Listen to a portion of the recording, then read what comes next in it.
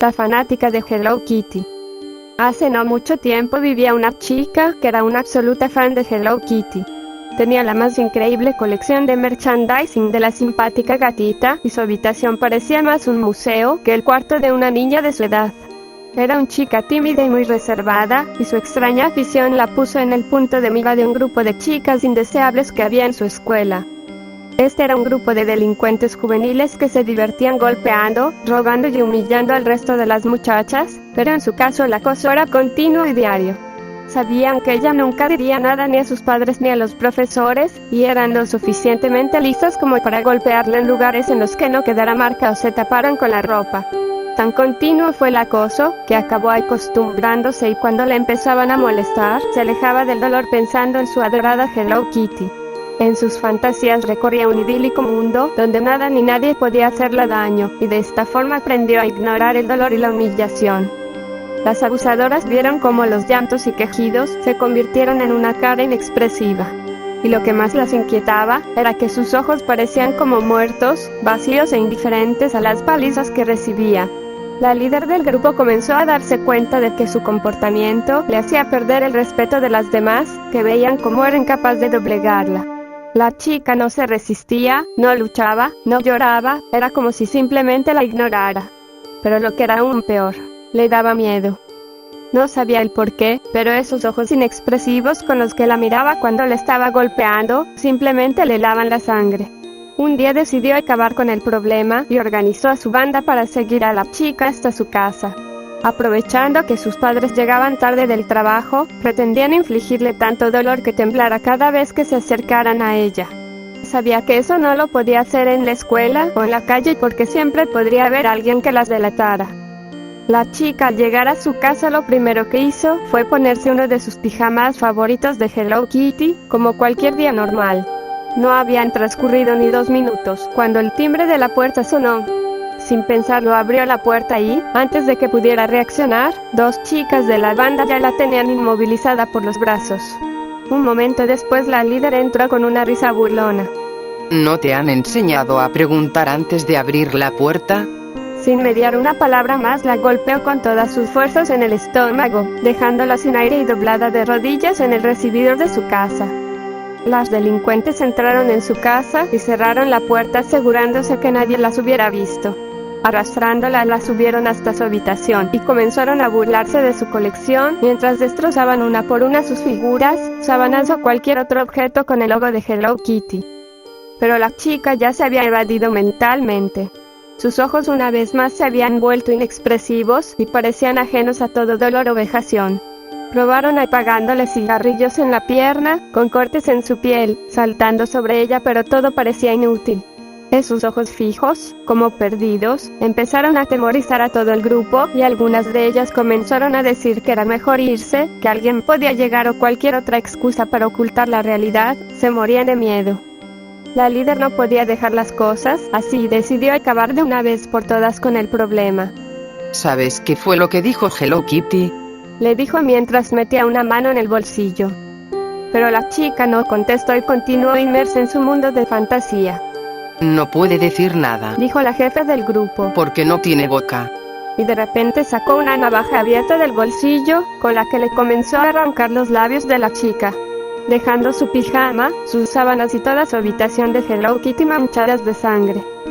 Pero contra todo pronóstico la chica ni se inmutó y continuó mirándola con esos ojos sin vida. La líder de la banda asustada comenzó a apuñalarle en el pecho, le clavó incontables veces la navaja hasta que murió escupiendo sangre y con los pulmones totalmente perforados. Las demás integrantes de la banda salieron corriendo, pensaban ir a asustarla, en ningún caso habían ido para asesinarla. Pero igualmente eran cómplices y sabían que todas ellas podían ser juzgadas. Para ocultar las pruebas que hubieran podido dejar, la líder prendió fuego a la habitación y en pocos minutos, era toda la casa la que estaba en llamas.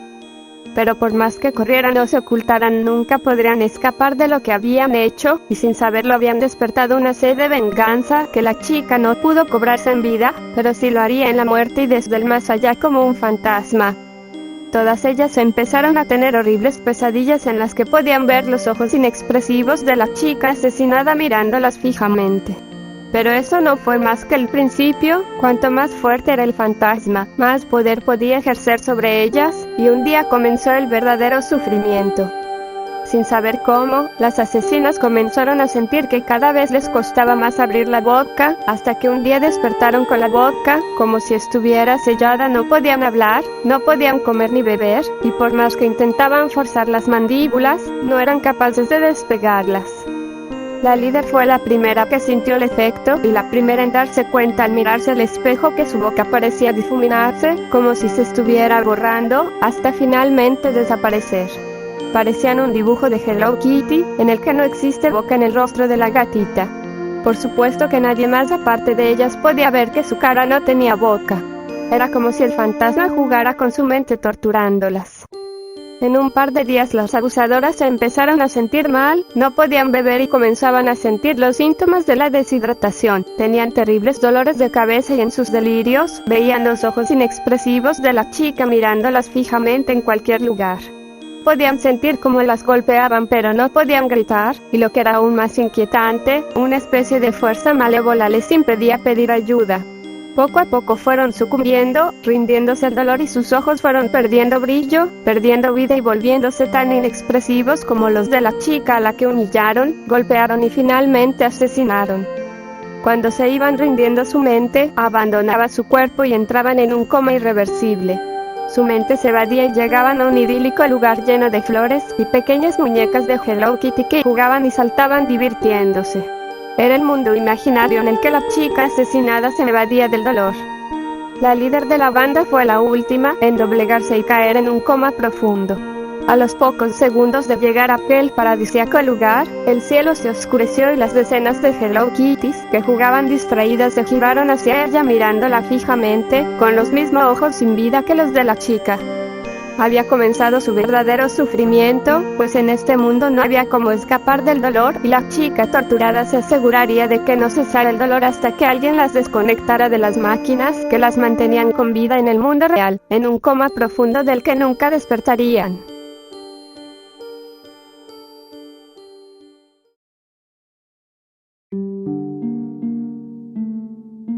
El amigo imaginario. Cassandra era una tímida niña de 6 años que prefería la compañía de sus muñecas a relacionarse con otros niños. Por este motivo no le resultó muy duro cambiar de casa y dejar atrás su antiguo barrio y colegio cuando sus padres decidieron mudarse. Sus padres estaban preocupados por el cambio, pero sabían que con el tiempo acabaría disfrutando de su nuevo hogar. Una vieja mansión que tenía un gran jardín, con un columpio, un tobogán e incluso una pequeña casita de madera en el árbol. La niña se acostumbró enseguida a su nuevo hogar. Pero tener tanto espacio para jugar la volvió incluso más retraída y solitaria. Cassandra solía subir con sus muñecas a la casa del árbol y pasaba allí varias horas hablando sola, según ella, con su amiga Anna. Los padres no le dieron mucha importancia, pues sabían que a esa edad eran comunes los amigos imaginarios. Las vacaciones de verano pronto acabarían y con el nuevo curso escolar haría nuevos amigos en clase. Los días pasaban y el comportamiento de la niña cada día era más extraño, casi no hablaba con sus padres y aprovechaba cualquier momento para refugiarse en su casita del árbol. Los padres podían escucharla hablar durante horas con su amiga Anna. Pero lo que más les preocupaba era que cada vez conciliaba peor el sueño, hablaba dormida y parecía sufrir pesadillas, pues era habitual que entonara frases como «tengo frío, no puedo ver o ayúdame». Una noche la madre sintió pasos en el pasillo, asustada avisó a su marido, quien salió a ver y se encontró a Cassandra caminando sin rumbo. La niña parecía sonámbula y, cuando su padre la llamó, se despertó totalmente aturdida y sin saber qué hacía de pie fuera de su habitación. Cada vez las incursiones nocturnas de Cassandra eran más atrevidas y se alejaba más de su cuarto. Sus padres tenían miedo de que la niña saliera a la calle sola y por la noche. Así que decidieron llevarla a una clínica del sueño en la que podrían monitorear sus hábitos de sueño para tratar su sonambulismo. Pero tras pasar 2 noches no se detectó nada extraño, de hecho en ambas ocasiones Cassandra durmió plácidamente toda la noche. El psicólogo tampoco ayudó mucho, únicamente les confirmó lo que ellos ya sabían, que tenía una amiga imaginaria que se llamaba Ana y que tenía su misma edad. El psicólogo le restó importancia al hecho y les dijo que era relativamente frecuente, y más teniendo en cuenta que la niña prácticamente no tenía amistades. Les recomendó que pasaran más tiempo con ella y que trataran de relacionarla con más niños de su edad para que Cassandra fuera, poco a poco, olvidando a Ana y centrándose en sus amistades reales. Los padres siguieron al pie de la letra las indicaciones del psicólogo, pasaban cada vez más tiempo con ella y la dejaban poco tiempo libre para que fuera a charlar con Ana en su casa del árbol. Pero eso no hizo más que empeorar su ataque de sonambulismo, parecía como si el tiempo que ya no pasaba con su amiga imaginaria por el día lo compensara por la noche. Sus sueños parecían cada vez más vívidos y en un par de ocasiones el padre la encontró a punto de salir al jardín. La niña cada vez parecía más agotada y con el cansancio acumulado era como si cada noche perdiera más el control y pasara más tiempo sonámbula. Una noche el padre sintió como alguien bajaba la escalera, al ver a su hija en la puerta de casa un frío le recorrió la espalda. Al contrario que en otras ocasiones, cuando llamó a Cassandra la niña pareció ignorarle y solamente le dedicó una mirada fugaz antes de abrir la puerta y salir al jardín. Los ojos de su hija parecían otros, era como si no la reconociera. Asustado, bajó las escaleras y salió corriendo detrás de ella mientras la niña avanzaba en dirección a la casita del árbol. Cuando estaba a pocos metros del lugar, la niña se agachó mientras balbuceaba algo que su padre no podía entender. Cassandra comenzó a excavar el suelo con sus manos, su padre al llegar a su lado la escuchó decir: «Tengo que salir, aquí hace mucho frío». Su padre la abrazó y sintió que su hija estaba congelada, era como si no respondiera y luchaba por seguir cavando, sus pequeños dedos estaban ensangrentados por arañar la tierra y golpearse con las piedras que había en el suelo. Se había roto un par de uñas y aún así parecía no despertarse. El padre no sabía qué hacer mientras la niña pataleaba y le pedía que la soltara y la dejara continuar. De repente, como si se le encendiera una luz en la cabeza, el padre dejó de llamarla por su nombre y la llamó Ana. En ese momento la niña se giró y dejó de luchar mientras se le quedó mirando. «Ana, eres tú», dijo el padre. La niña le miró fijamente con unos ojitos que imploraban que la ayudasen. Un par de segundos después se desmayó, al instante abrió nuevamente los ojos y esta vez Cassandra con su propio cuerpo miró asustada en todas direcciones como intentando comprender dónde estaba y por qué le dolían tanto las manos. Su padre la llevó dentro de casa, donde su madre se quedó limpiando sus heridas. El daño no era tanto como parecía en la oscuridad de la noche, pero el padre sabía que tenía un asunto pendiente en el jardín, así que mientras su hija se reponía con su mujer, bajó con una linterna y una pala. Al llegar al mismo lugar donde Cassandra había excavado, volvió a sentir un escalofrío. Pero no era momento de tener miedo, empezaba a intuir el motivo por el que su hija no podía descansar por las noches y quería acabar de una vez por todas con el problema. Clavó una y otras veces la pala hasta que pudo ver algo que le llamó la atención. Una pequeña manita huesuda apareció bajo la tierra. Era tan pequeña como la de su hija y al verla sintió una tristeza tan profunda que se puso a llorar. El padre entre llantos entró a su casa y le pidió a su mujer que no saliera al jardín bajo ningún concepto mientras él realizaba una llamada. Menos de 20 minutos después un coche de policía y un forense llegaron para levantar el cadáver de una niña de unos 6 años. Investigaciones posteriores demostraron que se trataba de Ana, una niña que había desaparecido hace un par de años en uno de los pueblos cercanos. La niña al parecer había sido asesinada, pues su cadáver mostraba signos de violencia. El anterior propietario de la casa la había enterrado en su jardín, sabiendo que nadie podría investigar en una propiedad privada sin una orden judicial. Ana nunca más se comunicó con Cassandra. Parece que, al desvelarse su asesinato y detenerse a su asesino, por fin pudo descansar. Pero Cassandra siempre guardaría el escalofriante recuerdo de cuando hablaba con un espíritu que no podía descansar.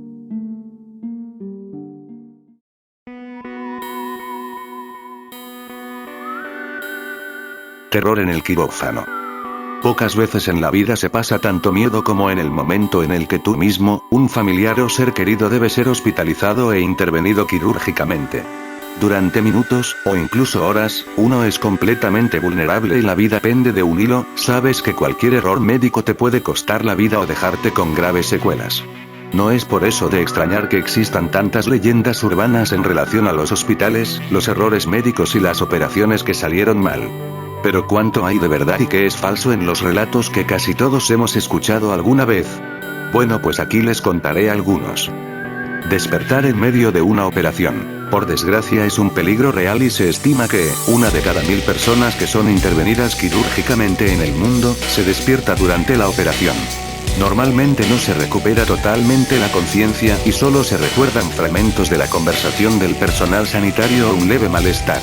Las técnicas han avanzado mucho y cada vez existen más métodos de monitorear al paciente, por lo que, cuando se detecta que está recuperando la conciencia, simplemente se aumenta la dosis de anestesia.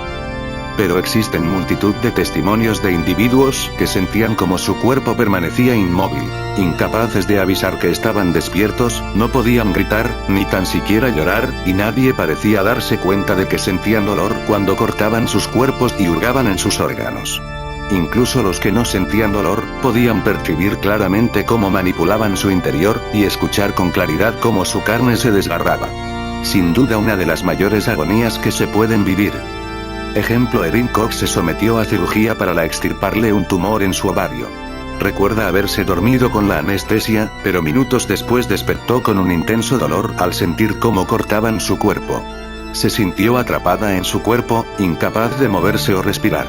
El hospital le informó después que un gas había estado cayendo durante la operación y solo recibió el 5% de la anestesia necesaria. Objetos olvidados en tu interior. Durante una intervención quirúrgica se usa diverso material que es necesario para la operación, como bisturís, gasas, pinzas, tijeras, etc. En algunos casos, por descuido de médicos o enfermeras, este instrumental se ha olvidado en el interior del paciente y se ha cosido su cuerpo con esos objetos anómalos dentro.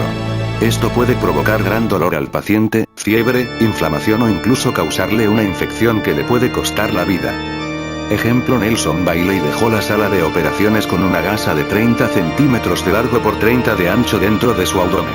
Cuando los médicos descubrieron su error y abrieron nuevamente su herida, la gasa estaba podrida y había perforado sus intestinos.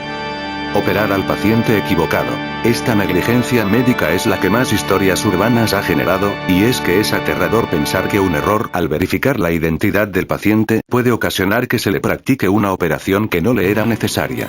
Una de las leyendas urbanas que más frecuentemente he escuchado es la del hombre que despertó con una operación de cambio de sexo porque le confundieron con otro paciente con nombre similar, pero no es la única, y en algunos casos el relato cambia y lo que se le hizo fue amputar una pierna u operar a un paciente sano. Ejemplo: a Kerry Higuera se le practicó una radiografía de rayos X en el abdomen, a pesar que tenía 3 meses de embarazo. Los médicos la confundieron con otra paciente del mismo nombre. Este procedimiento aumentó el riesgo del bebé de padecer leucemia o defectos de nacimiento. Afortunadamente su hijo, Nathan, nació bien.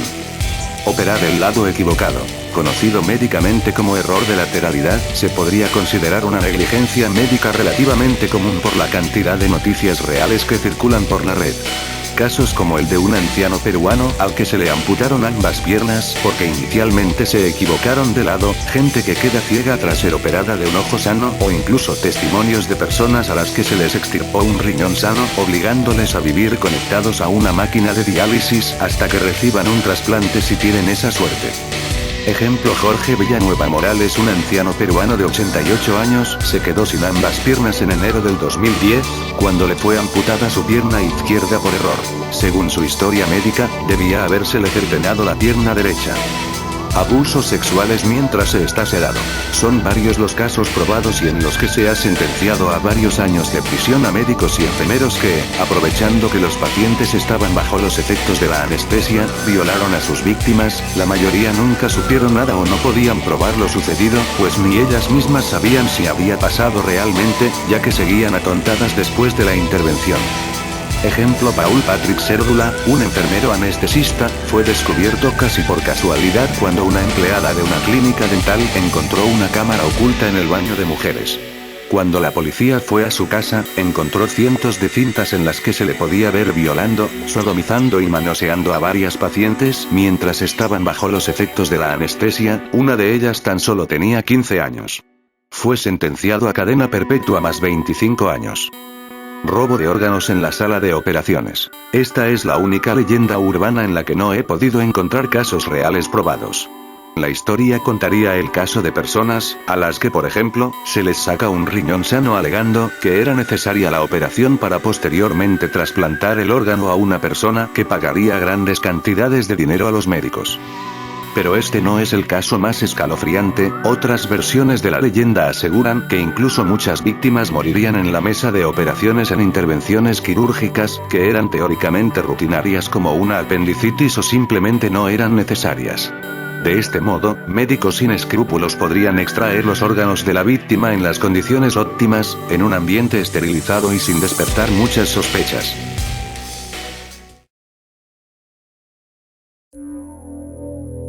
La Santa Compaña. Álvaro llevaba años sin poner los pies en el pueblecito de Galicia donde creció, pero la grave enfermedad que sufría su padre le obligó a desplazarse a la zona rural donde se crió para darle un último adiós. Por desgracia, su padre tenía las horas contadas. Angustiado por el ambiente familiar que había en la que antes fue su casa, decidió salir a pasear para despejarse un poco. No le importó que ya hubieran pasado las 2 de la madrugada, tenía que separarse de sus hermanos, unos insensibles que como parásitos, y con su padre aún con vida, se repartían la herencia como hienas despedazan la carroña. Distraído y con la mente en otro lado, caminaba por los abandonados caminos que llevaban a la ermita del pueblo, una pequeña iglesia que se cerró varios años atrás por el grave deterioro que había sufrido su tejado en una lluvia de granizo. La ermita antes era la última escala en la procesión del pueblo, que finalizaba llevando la imagen de un Cristo desde la iglesia que había cerca de la plaza hasta allí. Pero cada vez eran menos los habitantes de la comarca, y el pueblo parecía una fantasmagórica visión de lo que Álvaro recordaba de su niñez, por lo que la ermita nunca fue restaurada. Cuando se encontraba a escasos metros del tramo final, escuchó una especie de cánticos. Su curiosidad le llevó a acercarse aún más, pero algo en su interior le decía que debía esconderse. Un frío indescriptible parecía metérsele en los huesos y comenzó a sentir un fuerte olor a cera quemada. Instintivamente decidió ocultarse tras unos arbustos para contemplar aterrado lo que parecía una romería fantasmal precedida por un hombre que con la cara demacrada portaba una cruz en la mano. Los demás integrantes eran aún mucho más aterradores, pues claramente podía verse que ya estaban muertos y sus rostros eran poco más que unas calaveras que movían sus escalofriantes mandíbulas mientras entonaban un rosario. Todos los muertos portaban una vela en su mano y su lento paso parecía dirigirles directamente a la casa del padre de Álvaro. Álvaro, tan asustado como intrigado, decidió seguir a distancia la cadavérica procesión, que cada vez se acercaba más a la que fue su casa, el lugar donde sufría la agonía de una lenta enfermedad su padre. Hasta que sorprendentemente su padre apareció caminando y, sin mediar palabra, uno de los esqueletos envuelto en una túnica se le acercó y le ofreció una de las velas. Su padre, como hipnotizado, alargó la mano y la recogió, y tal y como había parecido se esfumó en ese instante.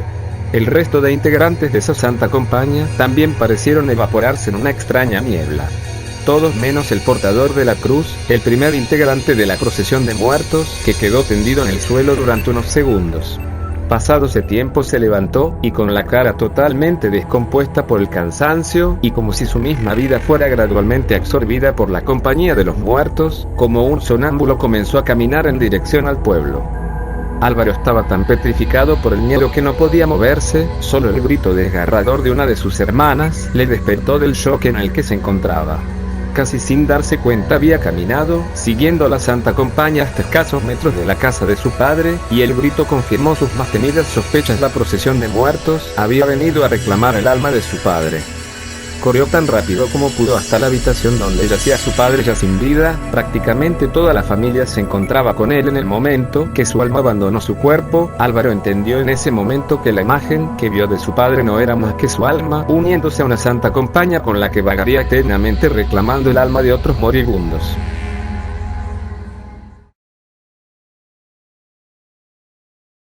El autobús fantasma. De la ciudad de Toluca a la ciudad de Ixtapan de la Sal, anteriormente era obligado transitar por una carretera bastante sinuosa y peligrosa, pues bordea un precipicio sumamente profundo, casi vertical y de roca sólida.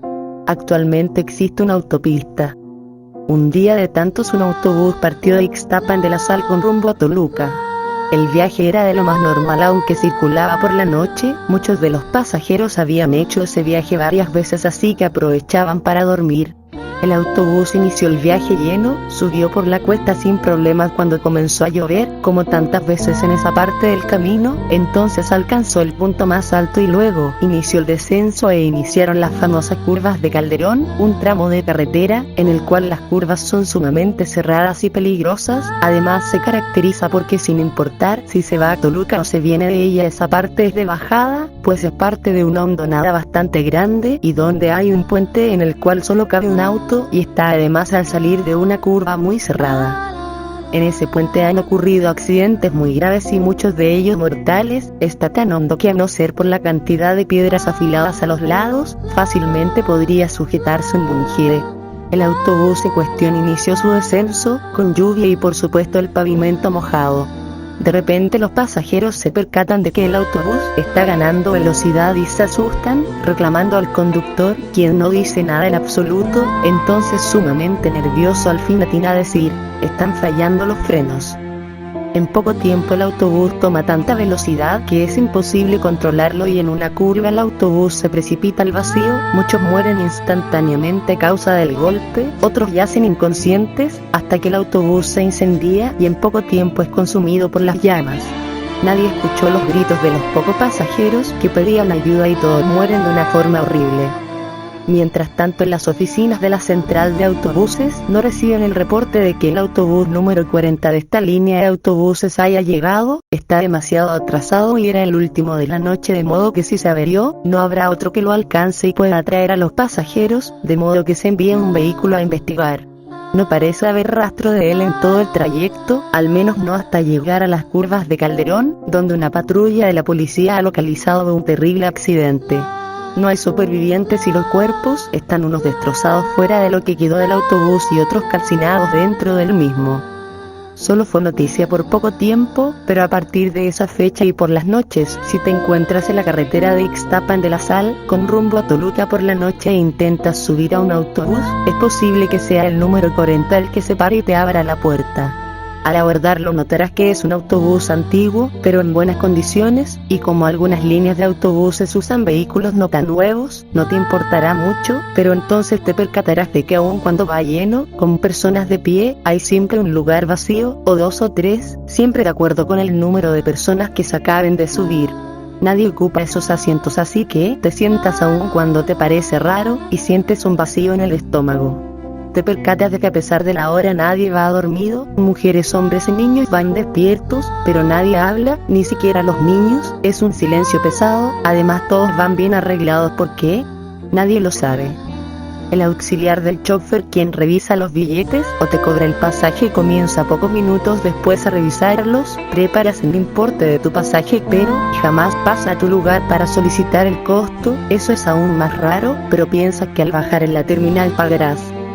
Llegas a Toluca sin contratiempos, pero pasada la medianoche, entonces el chofer te tiene la unidad antes de llegar a la terminal y te dice que debes bajar en ese momento, aunque el trayecto no ha acabado y no entiendes la razón, obedeces. Entonces, al llegar a la altura del chofer, el único que habla, y al intentar pagar tu pasaje, te dice que no es nada y añade: baja ahora y no te gires antes de que cierre la puerta o jamás dejarás el autobús. Quienes obedecen, bajan y no se giran, sino hasta que se escucha el sonido de la puerta al cerrar y el motor del autobús arrancar, solo para darse cuenta de que no hay autobús. Este mismo ha desaparecido.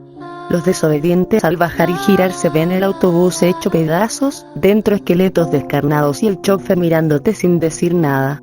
El autobús desaparece y la persona en cuestión muere unos días después. Se dice que a partir de ese momento su fantasma sube al autobús y viajará eternamente en él por causa de su desobediencia. Si por casualidad algún día viajas a Ixtapan de la Sal y de regreso tu auto no funciona, no te arriesgues, si es de noche, a subirte en un autobús, quizás sea el número 40. Si es así, solo obedece las instrucciones, de ese modo podrás contarlo, de lo contrario serás condenado a viajar por esa ruta en ese autobús por la eternidad.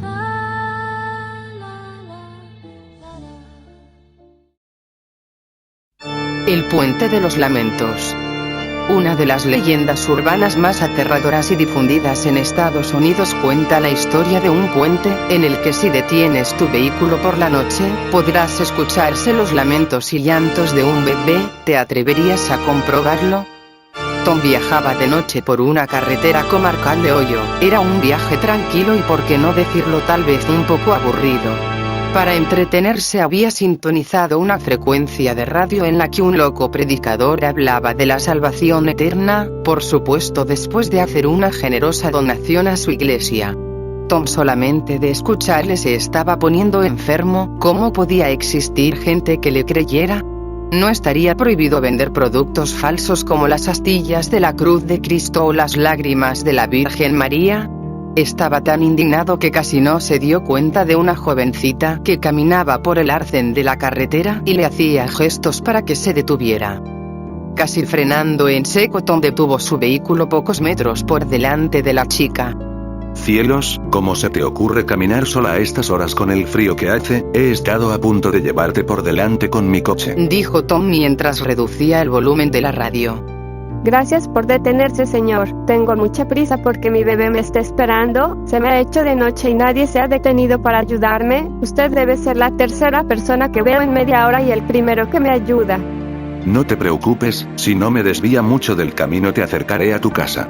Tom no acostumbraba a recoger extraños y probablemente si no estaba tan absorto con el programa de radio que escuchaba no se hubiera arriesgado a detener su vehículo para ayudar a una desconocida. En todo caso, al ver la cara de preocupación de la que parecía casi una niña y escuchar la historia de que debía reunirse con su bebé, se conmovió. Hola, me llamo Tom, no sé cómo no te has congelado en una noche como esta, le dijo mientras le ofrecía una sonrisa. Muchas gracias, Tom. Soy Sarah. No tenía previsto caminar hasta tan tarde. Realmente no estoy lejos de casa. Solo hay que llegar al próximo puente, que está a un par de kilómetros. Allí está mi bebé esperándome. Tom no se atrevía a preguntarle la edad a la chica. Le había dejado impresionado que nombrara 2 veces a su bebé, pues no aparentaba tener más de 14 o 15 años. Fijándose un poco en las ropas de Sarah, se dio cuenta que probablemente perteneciera a algún tipo de congregación Amish, porque sus holgadas vestimentas parecían casi sacadas del siglo pasado. Estaba confuso y no sabía qué tema de conversación sacar, pues aunque se moría de ganas de comentar con alguien las estupideces que predicaba en su discurso el predicador, sabía que los Amish eran bastante religiosos y lo que menos pretendía era incomodar a la chiquilla. Casi sin darse cuenta se creó un incómodo silencio que duró un par de minutos hasta que... Es aquí, dijo la chica al acercarse al puente que le había mencionado antes. Tom redujo la velocidad del vehículo hasta que, como por arte de magia, al situarse sobre el puente, el coche se detuvo solo. Las luces, la radio y la calefacción se apagaron y por más que trataba de arrancar nuevamente le resultaba imposible. Y entonces sintió algo a su izquierda. Era como si todos los animales que habitan la noche se hubieran puesto de acuerdo para hacer un silencio absoluto. No se escuchaba nada, ni tan siquiera el viento mover las hojas de los árboles cercanos. Cuando de repente un suave llanto se empezó a oír, era como un susurro que cada vez se hacía más fuerte. Bajó la ventanilla para escuchar mejor y cuando se dio la vuelta vio que la chica ya no estaba en el asiento del copiloto. Era verdaderamente extraño, porque no había escuchado abrirse o cerrarse la puerta de su acompañante. También le resultó raro que se fuera sin despedirse, pues se había mostrado muy educada durante los escasos minutos que la había conocido. Pero lo que verdaderamente le atormentaba era ese llanto que cada vez era más intenso, como el de un bebé que lleva desatendido horas. Bajó del vehículo y se acercó al borde del puente donde parecía que se escuchaba con mayor intensidad. No había duda, provenía de debajo del puente. Tom no era un hombre valiente, pero se encontraba como hipnotizado por los quejidos de lo que parecía un bebé. Pensó que tal vez Sarah había bajado a atender a su hijo y por eso, con las prisas, no se había despedido, así que regresó a la entrada del puente y bajó al río por uno de los laterales. Descendió hasta encontrarse cerca del río, el lugar del que parecía provenir el llanto. Misteriosamente, y aunque no podía ver nada, cada vez podía escuchar con más claridad el lamento del bebé. Era extraño porque parecía provenir de las aguas, y por más que miraba junto a su lecho no podía ver nada, pero entonces lo sintió. Como si una fría aguja de hielo se clavara en su espalda, le sacudió un escalofrío que le dejó prácticamente petrificado. Podía notar cómo alguien le miraba desde el puente, una mirada fija que le helaba la sangre.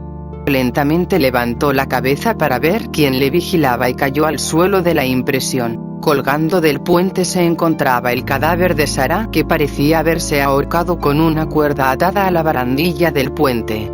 Sus fríos ojos de muerta le miraban fijamente, su rostro tenía una extraña mueca de dolor y su boca parecía desencajada, pero lo más aterrador estaba por llegar.